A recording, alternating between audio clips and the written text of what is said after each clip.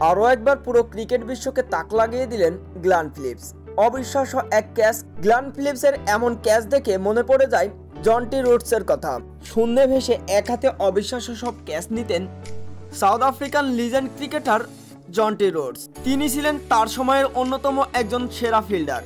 শুধু তার সময়ের নাই, ক্রিকেট ইতিহাসে সর্বকালের সেরা একজন ফিল্ডার ছিলেন জন্টি রুডস। তবে জন্টি রুডসকেও ছাড়িয়ে যাচ্ছেন গ্লেন ফিলিপস।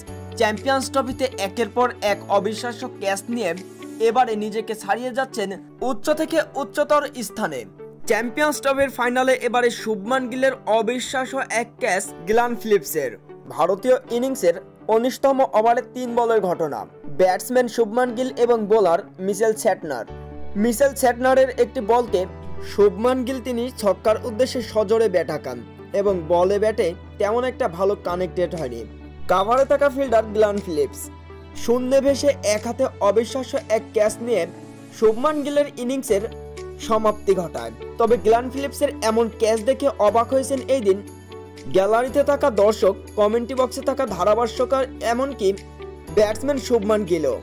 শুধু তাই নয়, গ্লেন ফিলিপস তিনি নিজেও অবাক হয়েছেন। তবে সব থেকে অবাক হয়েছেন এই দিন ইন্ডিয়ান ভক্ত সমর্থকরা।